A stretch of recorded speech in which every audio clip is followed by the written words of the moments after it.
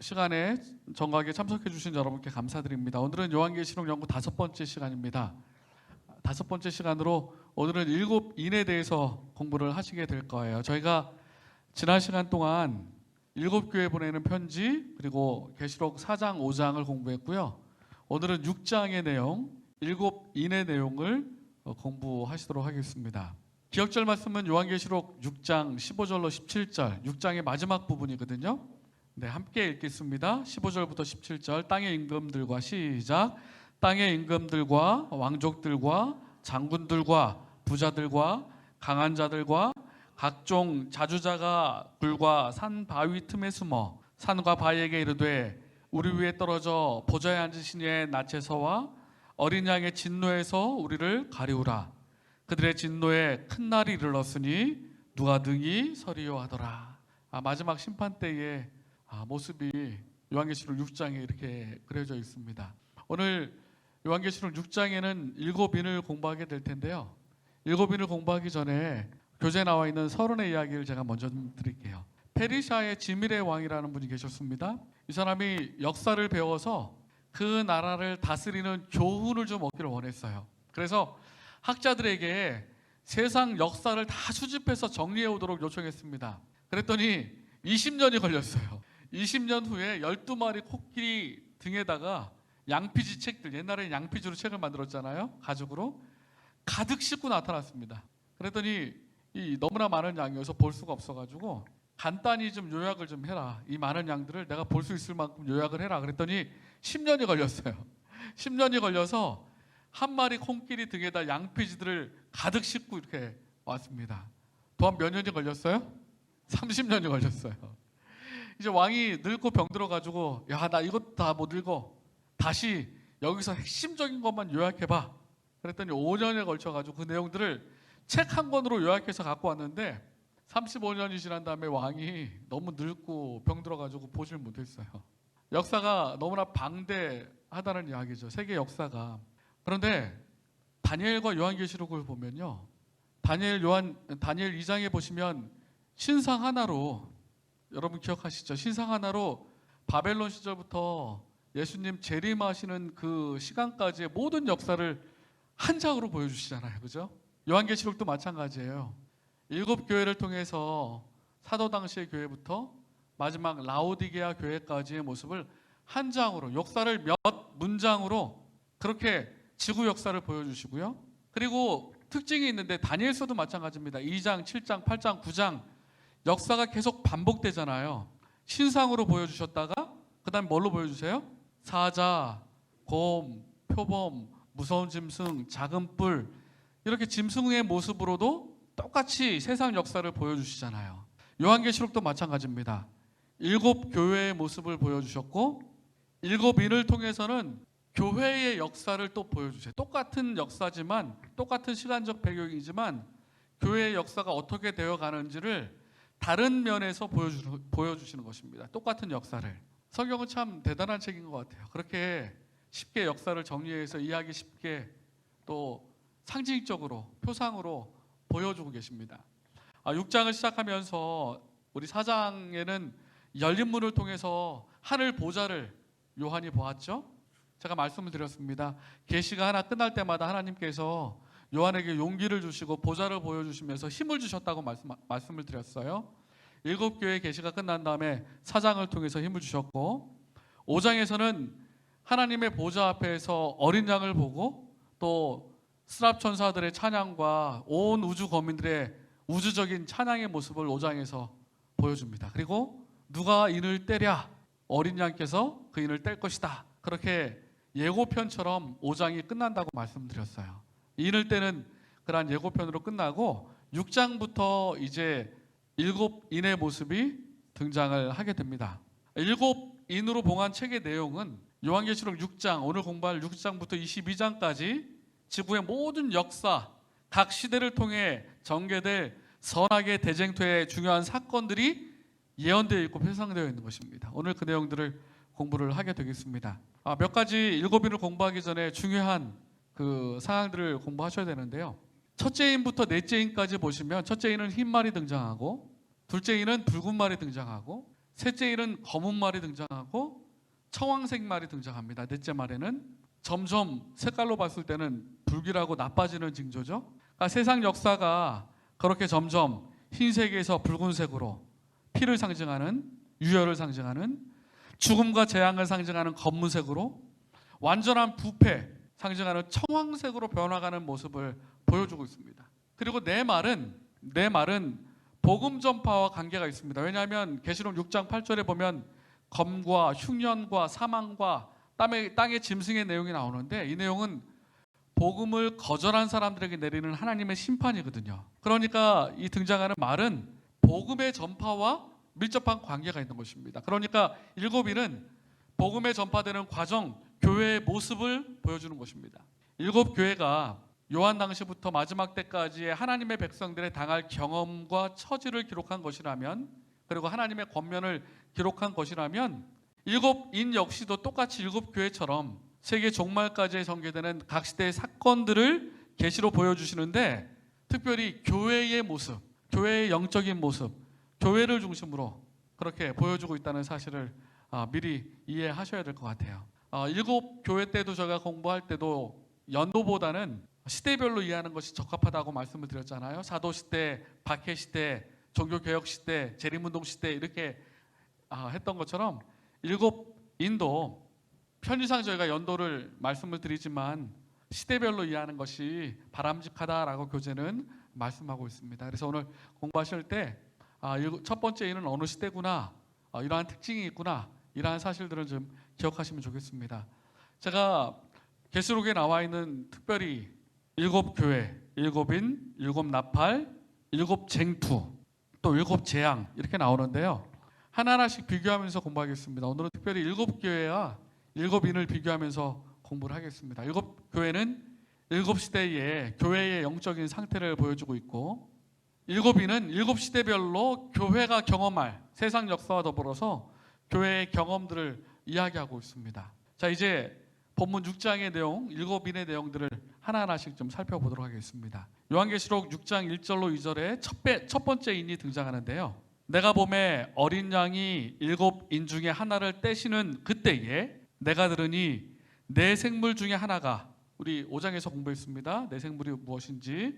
네 생물 중에 하나가 우레소리와 같이 말하되 오라 하기로 내가 이에 보니 흰 말이 있는데 그 탄자가 활을 가졌고 면류관을 받고 나가서 이기고 또 이기려고 하더라. 자, 첫 번째 인을 떼실 때에 흰 말이 등장하고 말을 탄 자가 활을 가졌고 면류관을 썼고 이기고 또 이겼다 이렇게 말합니다. 여기 보시면 특징이 흰 말, 활, 면류관, 이기는 것. 첫 번째 인의 특징이 그렇게 나와 있는데요. 첫 번째 인의 시대는 일곱 교회 시대의 에베소 시대, 초대 교회 시대죠. 복음 전파되면서 승리하고 순결한 복음을 간직했던 그 시절의 그 시대의 시대를 흰색인 첫 번째 인의 시대라고 표현하고 있습니다. 그래서 AD 31년경부터 약 100년경까지 초대교회 시대, 일곱 교회는 에베소 시대를 첫째 인이다, 첫째 인의 시대라고 보고 있어요. 그 이유를 좀 몇 가지 살펴보겠습니다. 첫 번째, 흰 말이 등장하는데 흰색의 의미가 무엇인가? 우리 요한계시록을 공부하면서 흰색의 의미를 계속 공부했습니다. 흰색은 순결함과 영적인 승리를 말합니다. 그렇죠? 구원받은 백성들이 흰 옷을 입고요. 그리스도가 머리털과 그 흰 양털 같다. 머리와 털이 다 흰 털 같다. 흰 양털 같다. 그렇게 표현하고 있고, 요한계시록 2장에는 구원받은 백성들이 흰 돌을 받고, 요한계시록 3장에는 구원받은 백성들이 흰 옷을 입고, 24장로도 흰 옷을 입고, 요한계시록 6장과 7장에 나와 있는 구원받은 모든 무리들이 흰 옷을 입습니다. 그래서 흰색은 승리와 순결함을 상징하는 색이에요. 첫 번째 인을 뗄 때에 백마가 흰 말이 등장했다는 것은 교회가 순결하고 승리하는 교회라는 사실을 보여주고 있는 것이죠. 면류관도 마찬가지입니다. 면류관도 승리한 사람들에게 주는 상이지 않습니까? 구원받은 백성들에게 주는 상이고요. 24장로도 면류관을 썼고요. 그래서 면류관도 성경에서는 승리의 표상을 말하고 있습니다. 그래서 첫째 인을 좀 정리해 보면, 흰 말은 영적인 승리를 상징하고 활은 정복하고 승리하는 것을 상징하고, 면류관 역시도 승리하는 것을 상징하기 때문에 이 흰말이 상징하는 표현하는 첫째 인의 시대는 AD 31년경부터 100년경까지 사도시대 교회의 영적인 순결과 또 승리하는 교회로서의 모습을 보여주고 있는 것입니다. 첫째 인은 7교회의 어느 교회가 같아요? 에베소 교회와 같아요. 그래서 승리하는 교회, 흰말, 활, 면류관으로 그렇게 표현되고 있는 것입니다. 자, 이제 3절과 4절에 둘째 인을 떼시는 모습이 등장하는데요. 둘째 인을 떼실 때에 내가 들으니 둘째 생물이 말하되 오라 하더니 이에 붉은 다른 말이 나오더라. 흰 말이 아니라 이번에는 붉은 말입니다. 그 탄자가 허락을 받아서 땅에서 화평을 제하여 버리며 서로 죽이게 하고 또 큰 칼을 받았더라. 흰 말이 등장하는 첫 번째 인과는 너무나 다르죠. 흰 말은 활을 가지고 면류관을 쓰고 승리하며 이기며 이겼더라, 그렇게 표현하고 있는데, 둘째 말은 붉은 말이 등장합니다. 화평을 제해버리고 죽이게 했어요. 에베소 교회 다음에 어떤 교회였습니까? 7교회에서는 서문화 교회였죠. 서문화 교회를 한마디로 특징을 말하면 어느 시대예요? 박해 시대. 박해 시대에 너무나 적합한 표현이지 않습니까? 붉은 말, 피, 희생을 상징하는, 그리고 화평이 없어지고 서로 죽이게 하더라. 핍박과 박해가 이루어지는 그 모습을 둘째 인을 떼실 때에 등장하는 붉은 말로서 표현하고 있는 것입니다. 그래서 둘째 인의 시대는 7교회의 서문화 교회에 해당하는 것으로서 AD 100년경부터 로마 황제가 얼마나 기독교를 핍박했습니까? 그죠? 핍박하다가 콘스탄틴 황제가 밀라노 칙령을 통해서 AD 313년 기독교를 공인하던 때까지의 서문화 시대, 박해 시대, 그 시대를 둘째 인의 시대다, 이렇게 말합니다. 그러니까 7교회와 시대적으로 아주 중복되고 있죠. 이 서문화 시대의 교회가 붉은색으로 표현된 것은요, 두 가지가 있는데, 하나는 붉은색으로 그 핍박과 환란을 상징하는 색이기도 하지만 타협과 타락의 색이기도 해요. 그래서 이 시기에 기독교가 공인되면서 이단설과 또 세상과의 타협이 이루어졌던 시대라고 말하고 있고, 그리고 말씀을 드렸던 것처럼 붉은 말이 상징하는 것처럼 화평이 사라지고 핍박과 또 환란의 시대였다라고 말하고 있습니다. 큰 칼을 받았고, 그리고 큰 칼을 통해서 순교자의 붉은 피가 곳곳에 흘렀던 시대, 그래서 핍박의 시대, 사도시대 이후 AD 100년경부터 313년까지의 시대를 둘째 인의 시대다라고 해석하고 있는 것입니다. 다시 한번 정리해드리면 둘째 인은 붉은 말이 등장하는데, 붉은 말은 박해와 부패, 타락을 상징하고, 큰 칼은 박해. 그래서 이 시대를 붉은 말의 시대, 박해 시대, 7교회에서는 서문화 시대의 교회를 상징하는 동일한 역사적인 기간이 바로 둘째 인의 시간입니다. 이제 요한계시록 6장 5절로 6절에는 셋째 인이 등장하는데요. 셋째 인을 떼실 때에 내가 들으니 셋째 생물이 말하되 오라 하기로, 내가 보니, 이번에는 어떤 생말이 등장합니까? 검은 말이 등장합니다. 검은 말이 나오는데 그 탄자가 손에 저울을 가졌더라. 내가 내 생물 사이로서 나는 듯한 하는 음성을 들으니 가로되 한 데나리온의 밀 한 대요, 한 데나리온의 보리가 석대로다. 보리 석대로다. 또 감람류와 포도주는 해치 말라 하더라. 여기 보시면 7인을 떼실 때의 특징은 검은 말이 등장합니다. 그리고 탄자가 저울을 들고 있고, 그리고 뒤에 보시면 한 데나리온의 밀이 한 대요, 한 데나리온의 보리가 석대다, 이렇게 말하고 있는데요. 데나리온은 당시에 하루 품삯이었습니다. 하루 품삯인데 밀이 한 대밖에 안 돼요. 기근 때문에 물가가 너무 비싸져가지고 이 표현은 기근을 상징하는 말이에요. 기근을. 특별히 요한계시록에 나타나는 이 표현은 영적인 기근의 상태를 말하고 있는 것입니다. 검은 말에 등장하고, 또 저울을 가졌고, 또 영적인 기근의 시대다라고 표현하고 있는 것이지만, 마지막에 보시면 감람류와 포도주는 해치 말라. 어떤 내용인지 하나하나 좀 생각해 보도록 하겠습니다. 첫째 인의 흰 말이 순결과 승리의 상징이라면 검은색은 반대잖아요. 타락과 어두움의 색이에요. 타락의 시대입니다. 저울을 가졌다는 것, 저울을 가졌고, 한 데나리온의 밀 한 대요, 한 데나리온의 보리가 석대라는 것은 보리 가격이 아주 밀과 보리 가격이 아주 비싸다는 것이에요. 비싸다는 것은 기근 때문에 비싸다는 것입니다. 마치 아모스 8장 11절에 주 여호와께서 가라사대 보라 날이 이를지라 내가 기근을 땅에 보내리니 양식이 없어 주림이 아니요 물이 없어 가람이 아니요 여호와의 말씀을 듣지 못한 기갈이라. 이 셋째 인을 떼실 때는 영적인 기근의 시대라는 것입니다. 그래서 이 셋째 인의 시대는 콘스탄틴 황제가 기독교를 공인한 때부터 교황권이 성립되는 시기인 538년까지 버가모 교회, 7교회에서는 버가모 교회 시대죠. 세속화하고 타락한 시대의 교회를 말하고 있어요. 세속화되고 타락한 교회의 시대를 말하고 있는 것입니다. 콘스탄틴 황제가 사실 기독교를 공인했지만 기독교를 공인하면서 여러 이교의 관습들이 교회 안에 들어오기 시작합니다. 그죠? 그래서 죽은 성도나 성물 숭배 같은 미신이 교회 안에 들어오기 시작했어요. 안식일은 일요일 날로 대체됐습니다.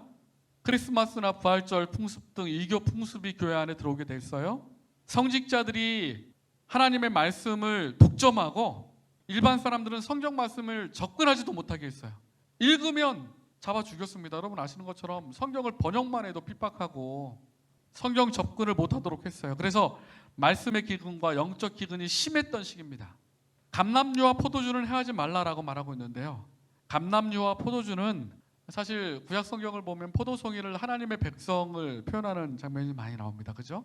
하나님의 백성, 성령의 사랑과 선물, 믿음과 사랑과 같이 그리스도인 하나님의 백성의 미덕을 나타내는 것이 바로 감람류와 포도주예요. 그러니까 영적인 암흑 시간에도 감람류와 포도주는 해하지 말라라는 것은 극심한 고난과 말씀의 기근 속에서도 그리스도인들이 믿음과 사랑을 잃지 않기를 바라시면서 신음하고 고통하는 성도들을 돌보시는 하나님의 사랑을 알 수가 있는 것입니다. 감람류와 포도주는 해하지 말라. 나의 백성들 그들의 믿음과 사랑을 꺾지 말라. 그렇게 표현한 것으로 이해할 수가 있는 것이에요. 셋째 인에 등장하는 몇 가지 단어의 상징이 있는데요. 데나리온은 로마 당시의 화폐였습니다. 노동자 하루 품값이었어요. 오늘날로 말하면 한 10만 원 정도 생각하시면 될 것 같아요. 한 데나리온이면 그 정도 가치가. 그런데 밀 한 대 보리 석대였다라는 것은 당시 시세보다 8배 혹은 16배가 비싼 거예요. 기근이죠. 구할 수가 없으니까 비싸진 거예요. 그래서 밀 한 대가 한 데나리온이고 보리 석대가 한 데나리온이다. 이 표현은 영적인 기근이 심한 시대다라는 것을 말하고 있는 것입니다. 감람류와 포도주를 해하지 말라라는 것은 믿음과 사랑, 또 그리스도인의 아름다운 덕목, 하나님의 백성들을 상징하는 말인데 하나님의 백성들을 보호하고 아끼시고 사랑하는 하나님의 의지와 사랑이 표현된 말씀이에요. 그래서 셋째 인을 정리하면 검은 말이 등장하는데 검은 말은 흰 말의 반대로 패배와 세속화를 말씀하는 표상하는 색이고 저울과 그리고 한 데나리온의 밀이 한 대고 보리가 석대라는 말은 영적인 기근을 말하는 것이므로 검은 말이 등장하는 시대는 313년부터 538년까지 타락하고 세속화하고 영적인 기근의 시대를 표상하고 있는 것이다. 그래서 셋째 인은 7교회의 어느 교회와 같아요? 네, 버가모 시대의 교회와 같아서 타락의 시대다라고 보고 있는 것입니다. 자, 이제 7절과 8절로 넘어가서요. 계시록 6장 7절과 8절에 보시면 넷째 인이 등장하는데요. 넷째 인을 떼실 때에 내가 넷째 생물의 음성을 들으니 가로되 오라 하기로 내가 봄에 어떤 색이 등장합니까? 청황색 말이 등장합니다. 흰색, 붉은색, 검은색, 청황색 말이 등장하고 그 탄자의 이름이 뭐예요? 사망이에요. 탄자의 이름은 사망이니 음부가 무덤이 그들을 뒤따르더라. 그러니까 죽음과 사망이 뒤따른다는 거죠. 저희가 땅의 4분의 1의 권세를 얻어서 검과 흉년과 사망과 땅의 짐승으로서 죽이더라. 이렇게 말하고 있습니다. 넷째 인을 떼실 때의 모습은 정말 무서운 모습이에요. 청황색 말과 또 탄자의 이름이 사망이고 또 검과 흉년과 사망과 땅의 짐승으로서 죽이더라라고 표현하고 있는데요. 청황색은 특별한 색입니다. 청황색은 죽음의 색이에요. 부패의 색입니다. 썩어서 곰팡이가 끼어있는 색깔이 바로 청황색이에요. 더군다나 탄자의 이름이 사망이고 음부, 죽음, 무덤이 뒤따르고 있습니다. 둘째, 붉은색, 셋째 검은색, 점점 악화되고 있는데 최고로 악화된 색이 바로 청황색이에요. 복음을 거절한 사람들의 최악의 상태고 죄의 결과가 어떠함을 보여주는 모습인 것입니다. 특별히 넷째 인의 장면에서는 권력자가 폭력을 사용해서 학살과 희생이 있을 것을 예고하는 장면이 나와요. 그죠? 그 뒤에 보시면 저희가 땅의 4분의 1의 권세를 받아서 검과 흉년과 사망과 땅의 짐승으로서 죽이더라, 이렇게 말하고 있습니다. 그래서 넷째 인의 장면은 폭력을 통해서 권력자가 학살과 또한 많은 희생이 있을 것이 나오는 무서운 장면이 포함되어 있는 것입니다. 아시는 것처럼 역사적으로 이 시간을 AD 538년경부터 루터의 종교개혁이 시작됐던 1517년대까지 세계 역사적으로는 뭐라고 말해요? 종교 암흑시대라고 말해요. 이 넷째 인의 시대는 7교회의 두아디라 교회의 시대와 일치합니다. 이 종교개혁자들이 일어나기 전까지 얼마나 많은 그리스도인들이 핍박당하고 죽음을 당했는지 몰라요. 교회는 점점 타락해가고 청황색 말처럼 완전히 죽어서 타락해서 썩어져 있고, 하나님의 백성들은 핍박으로 죽음을 당하는 암흑시대의 모습이 넷째 인에 등장하고 있는 것입니다. 넷째 인은 청황색 말이 등장하고, 정리하면요, 공포와 죽음 또한 타락의 최고조를 상징하는 말이고, 또 사망을 몰고 온다는 말은 영적인 중세 암흑시대의 영적 사망 상태에 놓이게 될 것을 말하고 있는 7교회 시대의 두아디라 시대의 교회를 말씀하고 있는 것으로 이해할 수 있는 것입니다. 넷째 인의 모습까지 저희가 살펴봤습니다. 그래서 넷째 인까지 보시면 7교회, 에베소, 서모나, 두아디라, 버가모, 두아디라, 이 시대의 모습이 그대로 7교회로 표상된 것이 아니라 여기에는 흰말, 붉은말, 검은말, 청황색말로 등장하면서 교회의 영적 상태와 하나님의 백성들이 당할 모습이 표상되어 있는 것이에요. 자, 이제 다섯째 인을 좀 보겠습니다.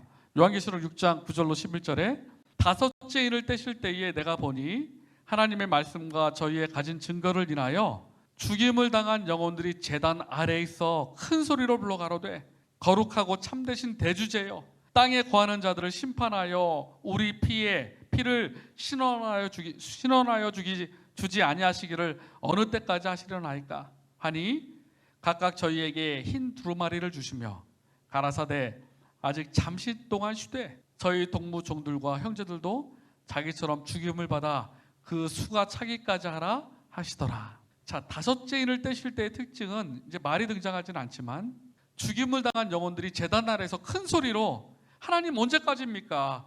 언제까지 우리의 피를 신원해 주지 않습니까? 그렇게 요청하는 장면이 등장합니다. 자, 이제 그 내용을 좀 상세히 좀 살펴보겠습니다. 시대적으로 보면 저희가 넷째 인까지 7교회와 비교해서 살펴보고 있으니까요. 이 다섯째 인은 517년부터 1798년까지 종교개혁 시대, 7교회에서는 4대 교회 시대를 상징하고 있는 것인데요. 순교자들의 호소가 등장한다고 말하는데, 종교개혁이 일어났지만 아직도 핍박은 계속되고 있고, 종교개혁을 하면서 여러분 아시는 것처럼 틴데일이나 제롬이나 허스나 얼마나 많은 종교개혁자들이 죽임을 당했습니까? 안타까운 죽음을 당하면서 아직도 핍박이, 종교개혁은 시작되었지만 핍박이 계속되고 있음을, 그래서 안타깝게 호소하고 있음을 표현하는 것이, 안타까운 마음을 표현하는 것으로 그렇게 이해하고 있는 것입니다. 제단은 순교자들의 희생을 상징하고요, 영혼들은 순교자들에 대한 상징적인 묘사입니다. 뒤에 더 공부할 거예요.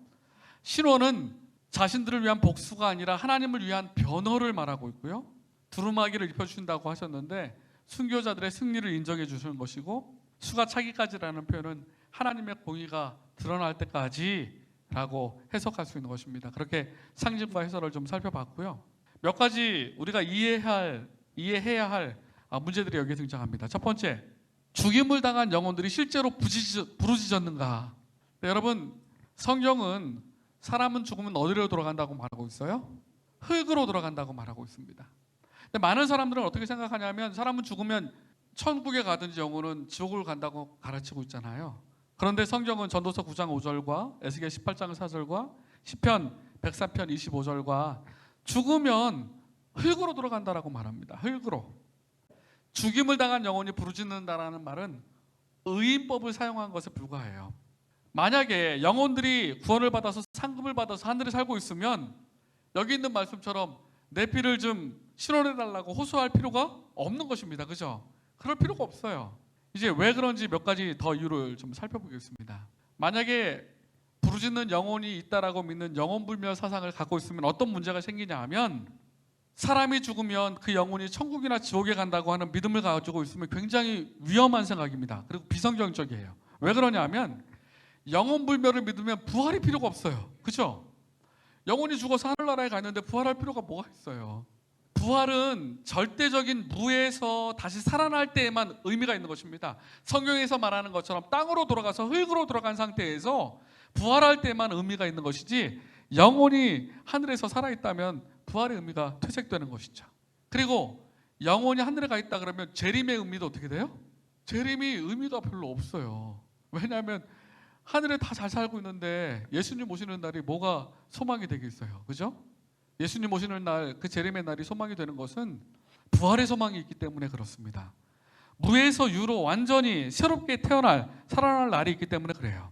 그리고 지옥에 가서 영원히 형벌을 받는다는 생각은요, 세상 사람들에게 하나님의 사랑에 대해서 심각하게 오해를 끼칩니다. 이 영혼불멸 사상이, 제가 몇 가지 성경에서 말씀하는 바를 좀 설명을 좀 드리면, 성경은 사람이 죽으면 영혼이라는 것이 따로 있다는 것이 아니라 흙으로 돌아가고 아무것도 모른다고 말합니다. 제가 성경은 다 찾지를 못하니까 나중에 교재에 있는 성경절들을 좀 찾아봐 주시면 좋을 것 같아요. 하나만 좀 제가 읽어드리면 시편 104편 29절에 주께서 저희 호흡을 취하신 즉 루악 히브리 말로 호흡을 취하신 즉 저희가 죽어 흙으로 돌아가나이다, 그렇게 말씀하셨어요.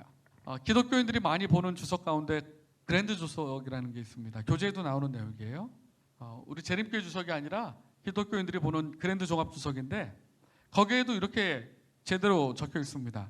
전형적인 성경의 가르침에 따르면 영과 육은 분리되어 구원받는 것이 아니다. 즉 인간은 영과 육이 하나로 되어 있는 전인적인 존재이기 때문에 구원에 있어서도 영과 육이 함께 구원을 받는다. 그러니까 영혼이 하늘나라에 가 있고 지옥에 가 있는 게 아니라, 그랜드 주석에도 그렇게 나와 있어요. 이 세상 주석에도, 일반 주석에도. 울부짖는 영혼은 그럼 무엇인가? 여러분, 첫 번째 인의 백마가 나오고 둘째 인의 붉은 말이 나오고 그리고 검은색 말이 나오고 청황색 말이 나오는데 실제 말입니까? 그건 상징이죠. 그 교회가 흰색은 승리하는 교회고 붉은색은 타락과 핍박받는 교회고 검은색은 세속화되는 교회고 또 청황색은 암흑화된 교회고, 이렇게 상징적으로 말하는 거기 때문에 이 다섯째 인에서 말하고 있는 울부짖는 영혼도 마찬가지로 상징적으로 이해할 필요가 있는 거예요. 실제적으로 그런 일이 있다는 것이 아니라 상징적인 의미가 있는 것이고, 의를 위하여 살다가 억울하게 죽어가는 많은 사람들을 하나님이 결코 잊지 않으시고 구원하실 것이라는, 그들을 기억하고 있다는 사실을 상징적으로 보여주는 말인 것입니다. 영혼불멸과 죽은 자의 부활이라는 유명한 책이 있습니다. 오스카 쿨만입니다. 개신교 신학자예요. 그가 이렇게 말했습니다. 오늘날 기독교의 가장 큰 오류 가운데 하나는 영혼불멸을 믿는 것이다. 우리 교회는 아닙니다. 재림교회는 아니에요. 세계적인 석학이에요. 영혼불멸을 믿는 것이 가장 큰 오류라고 말하고 있어요. 그리고 우리 개신교회 영상 장로교회 이재훈 목사님이 성경을 백독을 하셨대요. 성경을 백독을 한 다음에 인간 사후세계라는 책을 썼는데, 그가 이때까지는 영혼이 천국 가고 지옥에 간다고 가르쳤는데 성경을 100번 읽어보니까 그게 잘못됐다는 거예요. 개신교 목사님이 하신 말입니다. 책에도 그렇게 썼어요. 오류임을 발견하고 잘못을 바로잡는 뜻에서 인간 사후의 세계라는 책을 저술을 했어요. 부활이 맞다, 영혼이 불변하는 것이 아니라, 그렇게 기록했습니다. 그리고 많은 개신교인들은 이 글에 대해서 의아해해요. 다윗 왕 여러분 구원받았습니까? 구원받지 못했습니까? 당연히 구원받았겠죠. 하나님의 뜻에 합한 사람이었는데, 사도행전 2장 34절에 보면 다윗은 아직 하늘에 올라가지 못했다고 말합니다. 예수님도 마찬가지예요. 부활하신 다음에 예수님을 만지려고 할 때 뭐라고 말씀하셨어요? 내가 아직 하늘에 아버지 집에 올라가지 못했다고 말씀하셨거든요. 죽으면 영혼이 하늘에 간다고 가르치는 가르침은 이 성경 말씀만 봐도 옳지 않다는 게 등장하는 거예요. 옳지 않다는 사실을 우리가 알 수 있는 것입니다.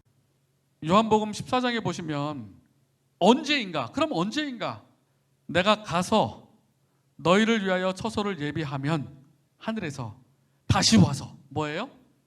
재림이죠. 다시 와서 너희를 내게로 영접하여 주님께서 오실 때에 우리가 부활하고 하나님을 만날 수 있는 것입니다. 나 있는 곳에 너희도 있게 하리라. 요한복음 14장 3절에 말씀하셨어요.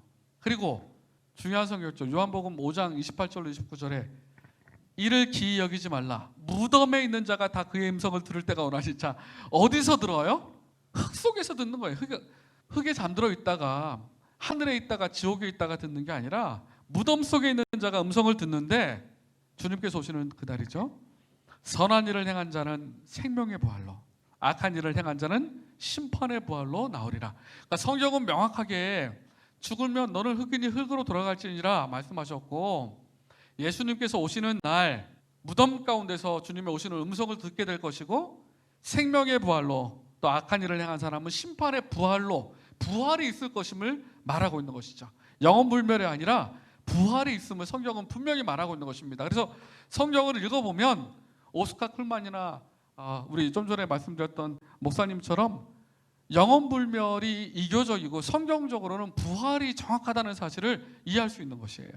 하나님에 대한 두 가지 믿음이 있습니다. 교재에 나오지 않는 내용이에요. 첫 번째는 천지 만물을 창조하신 하나님. 우리가 제7일 안식일 예수 재림교회 안식일이 포함되어 있잖아요. 하늘과 땅과 바다와 물들의 근원을 만드신 이를 경배하는 것입니다. 창조주 하나님을 경배하는데요. 너희는 눈을 높이 들어 누가 이 모든 것을 창조하였는지 보라. 창조주 하나님만이 경배를 받으실 수가 있는 것입니다. 그리고 죽은 생명을 다시 살리시는 하나님을 우리가 믿어요. 근데 그 일이 언제 이루어집니까? 주님께서 오시는 날 이루어져요. 요한복음 6장 40절에 내 아버지의 뜻은 아들을 보고 믿는 자마다 영생을 얻는 이것이니, 예수님께서 마지막 날에 내가 이를 다시 살리리라 말씀하셨어요.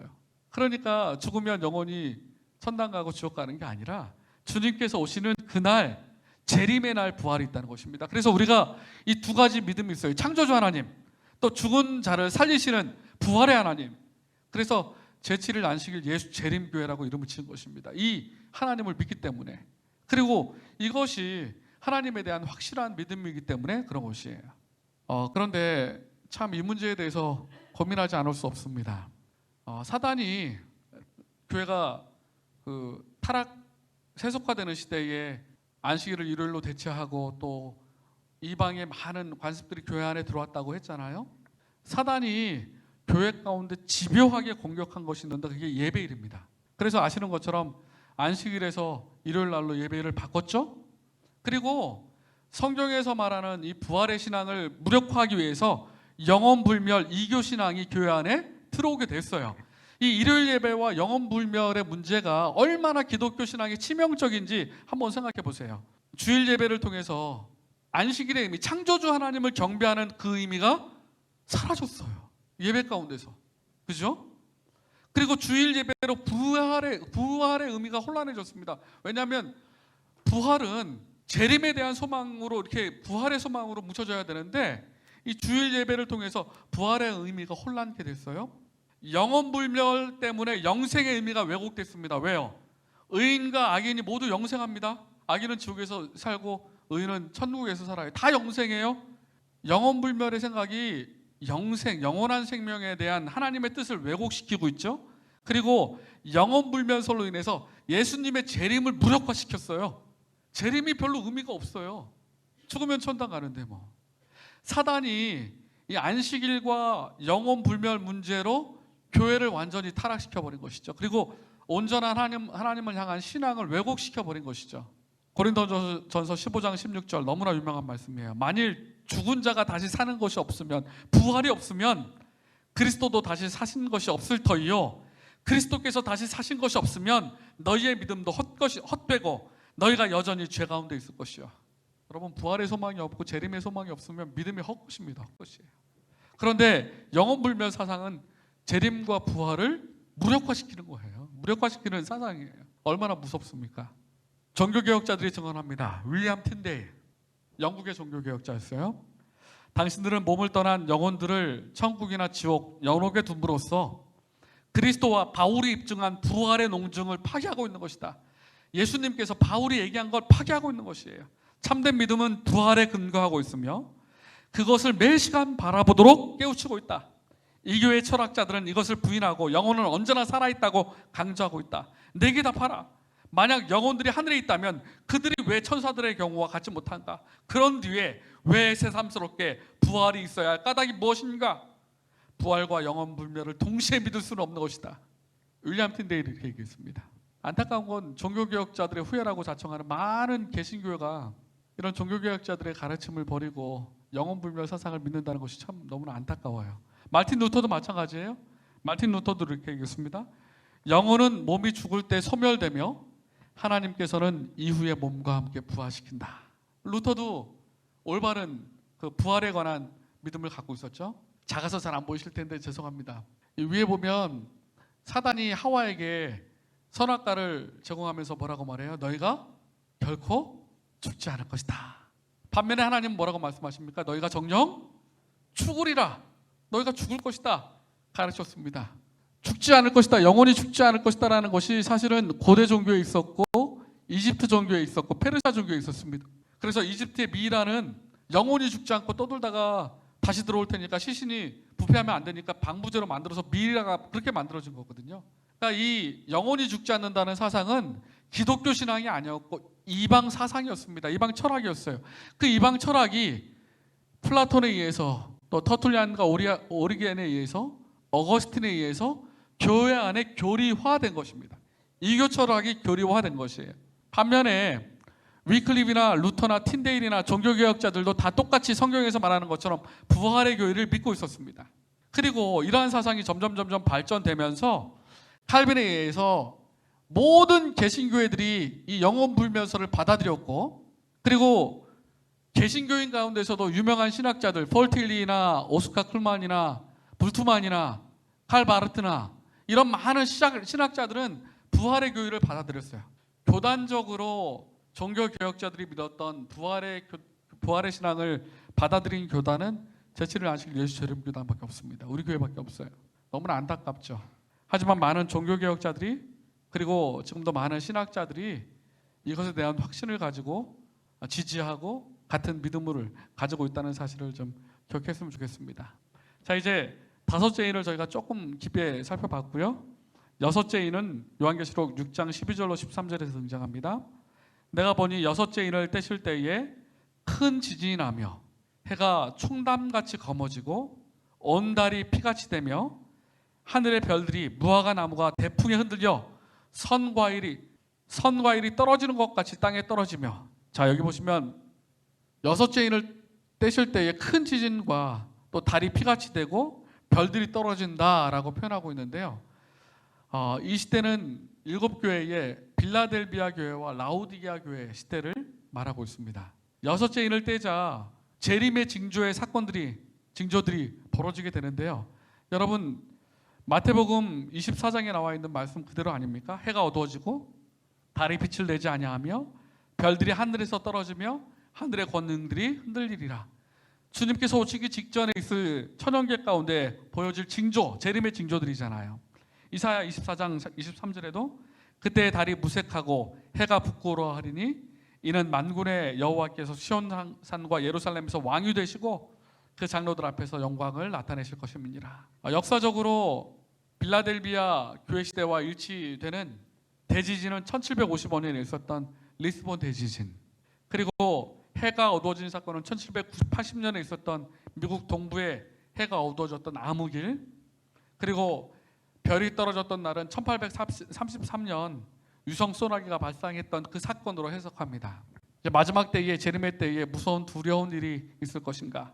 요한계시록 6장 14절로 17절에 하늘은 종이축이 말리는 것 같이 떠나가고 각 산과 섬이 제자리에서 옮기우매 땅의 임금들과 왕족들과 장군들과 부자들과 강한 자들과 각 종과 자주자가 굴과 산 바위 틈에 숨어서 산과 바위에게 이르되 우리 위에 떨어져 보좌에 앉으신 이의 낯에서와 어린 양의 진노에서 우리를 가리우라. 그들의 진노의 큰 날이 이르렀으니 누가 능히 서리요 하더라. 여러분, 마지막 때에는 주님께서 오시는 그날에는 천체의 징조들이 전 세계적으로 동시에 일어나게 될 것입니다. 여기는 말씀처럼요. 우리는 지금 6째 인이 성취되는 시기에 살고 있어요. 마지막 7째 인을 떼시는 것은 주님의 재림을 말합니다. 8장에 나와요. 8장 1절에 별이 떨어지고 암흑일이 일어나고 또 큰 지진이 일어나고 재림의 징조들이 마구 일어나는, 정말 종합적으로 일어나는 그 시대에 살고 있는 것입니다. 엄숙하고 중한 때임을 기억해야 하는 것입니다. 6째 인을 떼실 때 일어나는 이 모든 사건들은 그리스도께서 이 땅에 오시기 직전에 일어나는 현상들이에요. 그래서 오늘날 일어나는 그러한 천연계의 진조들, 지진이나 또 여러 가지 그러한 사건들을 주님께서 오실 재림의 징조로 우리가 바라보지 않습니까? 6째 인의 시대이기 때문에 그러한 일이 벌어지고 있는 것이에요. 자, 이제 7인을 좀 정리해 보겠습니다. 도표로. 첫째 인은 흰말이 등장합니다. 활과 면류관을 가지고 있고요. 교회의 영적인 순결과 승리를 상징하고 AD 31년부터 100년경까지 사도시대의 교회를 말합니다. 승리하는 교회. 둘째 인은 붉은 말이 등장합니다. 칼과 화평을 제해버렸어요. 박해와 타락의 조짐들이 벌어집니다. 그리고 서머나 시대 교회죠. 바키 시대 교회입니다. AD 100년경부터 AD 313년까지의 교회를 말합니다. 셋째 인은 검은 말이 등장합니다. 저울이 등장하고 밀과 보리가 고가에 팔려요. 영적인 암흑 시대, 영적인 기근 시대, 세속화 시대, 타락의 시대, 313년부터 538년까지 역사적인 타락 시대를 말합니다. 넷째 인은 청황색 말이 등장합니다. 사망과 음부가 등장해요.